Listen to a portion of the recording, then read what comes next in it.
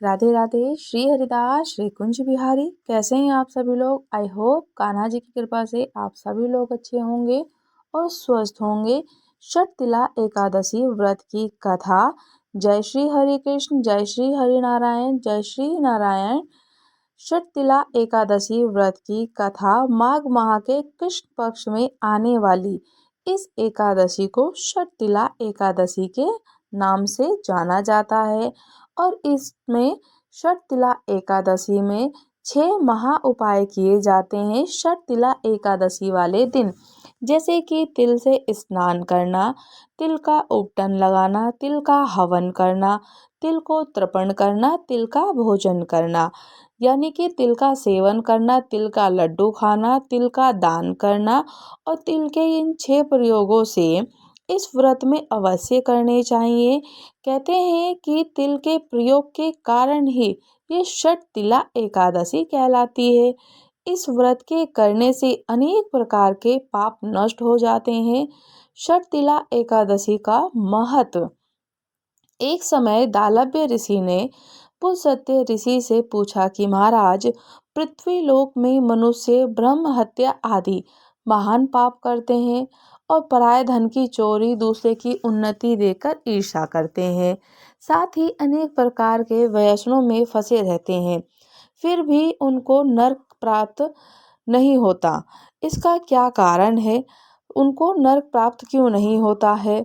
वह ना जाने कौन सा दान पुण्य करते हैं कि जिससे उनके पाप नष्ट हो जाते हैं। ये सब कृपा पूर्वक आप मुझे बताइए। पुलस्त्य मुनि कहने लगे कि हे महाभाग, आपने मुझसे अत्यंत अत्यंत गंभीर प्रश्न पूछा है और इससे संसार के जीवों का अत्यंत भला ही होगा। इस भेद को इंद्र आदि भी नहीं जानते, परंतु मैं आपको ये गुप्त तत्व अवश्य ही बताऊंगा।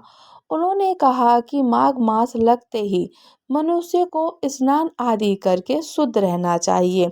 इंद्रियों को वश में कर काम, क्रोध, लोभ, मोह, अहंकार, ईर्ष्या, द्वेष आदि का त्याग कर देना चाहिए और भगवान हरि नारायण जी का स्मरण करते रहना चाहिए। पुष्य नक्षत्र या फिर कहते हैं कि पुष्य नक्षत्र में गोबर, कपास का तिल, कपास हो तिल मिलाकर उनके कंडे बना लेना चाहिए और उन कंडों से 108 बार हवन कर लेना चाहिए। उस दिन मूल नक्षत्र हो या एकादशी की तिथि हो तो और भी अच्छे पुण्य देने वाले नियमों को ग्रहण कर लेना चाहिए। जैसे कि स्नान आदि नित्य क्रिया से निवृत्त होकर सब देवताओं के देव श्री हरि नारायण की पूजन कर एकादशी के व्रत को धारण कर रात्रि में जागरण करें और उसके दिन दूसरे दिन द्वादशी वाले दिन धूप, दीप, नैवेद्य आदि से भगवान का पूजन करके खिचड़े का भोग लगाएं। उसके पश्चात पेठा, नारियल, सीताफल या सुपारी का अर्घ्य देकर उनकी स्तुति करें। हे भगवान, आप दीनों को शरण देने वाले हैं। इस संसार सागर में फंसे हुए को उद्धार करने वाले हे पुंडरीकाक्ष, हे विश्वनाथ, हे देवों के देव, हे करुणानिधि, हे पूर्वज, हे जगतपति, आप लक्ष्मी सहित इस तुक्ष अर्घ को ग्रहण कर लीजिए। इसके पश्चात जल से भरा कुंड यानी कि घड़ा ब्राह्मण को दान कर दें। ब्राह्मण को श्यामा गौ और तिल पात्र देना भी उत्तम है। अब कोई इस गौ देने में, स्वर्ण देने में सामर्थ्य ना हो तो तिल का दान अवश्य करें। तिल का एक छोटा सा घड़ा हो, तिल का भरा हुआ एक कटोरी हो, तिल के लड्डू, तिल की गज्जक, तिल की रेवड़ी, ये सब दान देना चाहिए ब्राह्मणों को। तिल से स्नान करना चाहिए, तिल का सेवन स्वयं करना चाहिए और बहुत श्रेष्ठ माना जाता है। इस प्रकार जो भी मनुष्य जितने तिलों का दान करता है तो उतने ही 1000 वर्ष स्वर्ग में वास करता है। इतना कहकर पुलस्त्य ऋषि कहने लगे कि अब मैं तुमसे इस एकादशी की कथा कहता हूँ। षटतिला एकादशी के व्रत की कथा। एक समय नारद जी ने भगवान श्री हरि नारायण जी से यही प्रश्न भी किया था। तो भगवान जी ने जो षटतिला एकादशी का महात्म्य नारद जी से कहा वो मैं तुमसे कहता हूँ। भगवान ने नारद जी से कहा कि हे नारद, मैं तुमसे सत्य घटना कहता हूँ, ध्यान पूर्वक सुनो। प्राचीन काल में मृत्युलोक में एक ब्राह्मणी रहती थी। वो सदैव व्रत किया करती थी। एक समय वे 1 मास तक व्रत करती रही और उसके शरीर अत्यंत अत्यंत दुर्बल हो गया था। यद्यपि यह अत्यंत बुद्धिमान थी, तथापि उसने कभी देवताओं या ब्राह्मणों को निमित्त अन्न या धन का दान नहीं किया था।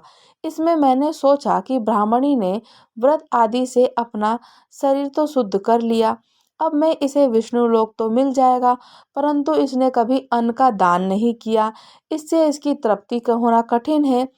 तो भगवान ने कहा, ऐसा सोचकर मैं भिखारी के वेश में मृत्यु लोक में उस ब्राह्मणी के पास गया और उससे भिक्षा मांगी। तो वह ब्राह्मणी बोली, महाराज किस लिए आए हो? मैंने कहा, मुझे भिक्षा चाहिए। इस पर उसने एक मुट्ठी मुझे क्या करा, मिट्टी का ढेला मेरे भिक्षा पात्र में डाल दिया। मैं उसे लेकर स्वर्ग में लौट आया। कुछ समय के बाद ब्राह्मणी भी शरीर त्याग कर स्वर्ग में आ गई। उस ब्राह्मणी को मिट्टी का दान करने से स्वर्ग में सुंदर महल तो मिल गया, परंतु उसने अपने घर को अन्न आदि सब सामग्री से शून्य भी पाया। घबराकर वह मेरे पास आई और कहने लगी कि भगवान, मैंने अनेक व्रत आदि और आपकी पूजा की, परंतु फिर भी मेरा घर धन और अन्न से बिल्कुल वस्तुओं की शून्य है। इसका क्या कारण है? इस पर मैंने कहा, पहले तुम अपने घर जाओ, देव स्त्रियां आएंगी तुम्हें देखने के लिए। पहले उनसे षटतिला एकादशी का पुण्य और विधि सुन लो, तब द्वार खोलना। मेरे ऐसे वचन सुनकर वे अपने घर गई। जब देव स्त्रियां आई और द्वार खोलने को कहा, तो ब्राह्मणी बोली, आप मुझे देखने आई हैं, तो षटतिला एकादशी का महात्म्य मुझसे कहो। तो उनमें से एक देव स्त्री कहने लगी कि मैं कहती हूँ। जब ब्राह्मणी ने षटतिला एकादशी का महात्म्य सुना, द्वार खोल दिया, तो देवांगनाओं ने उसको देखा कि ना तो वह गंधर्व है और ना ही असुरी है, वरन पहले जैसी मानुषी है। उस ब्राह्मणी ने उनके कथन के अनुसार षटतिला एकादशी का व्रत किया। इसके प्रभाव से वह सुंदर और रूपवती हो गई। उसका घर अन्न आदि समस्त सामग्रियों से भी युक्त हो गया और मनुष्य को मूर्खता त्याग कर षटतिला एकादशी का व्रत और लोभ ना करके तिल आदि का दान करना चाहिए। इससे दुर्भाग्य, दरिद्रता और अनेक प्रकार के कष्ट दूर होकर मोक्ष की प्राप्ति होती है।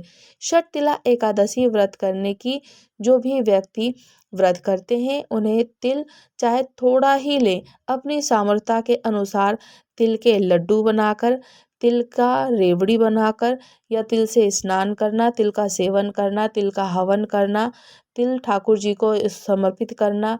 ठाकुर जी को आप जब शयन कराओ तो आप तिल को जरूर उनको समर्पित करो। इस प्रकार से तिल का दान करने और जो ब्राह्मणों को दान दिया जाता है, अपनी सामर्थ्य के अनुसार जितना हो सके आपसे, आप तिल का दान अवश्य करें। षटतिला एकादशी व्रत की कथा संपूर्ण हुई। राधे राधे। श्री हरिदास, श्री कुंज बिहारी। अगर आप लोग हमारे चैनल पर नए हैं तो चैनल को लाइक शेयर सब्सक्राइब करना बिल्कुल ना भूलें और मुझे कमेंट्स करके ज़रूर बताइएगा कि क्या आप लोग भी षटतिला एकादशी का व्रत कर रहे हैं। राधे राधे। श्री हरिदास।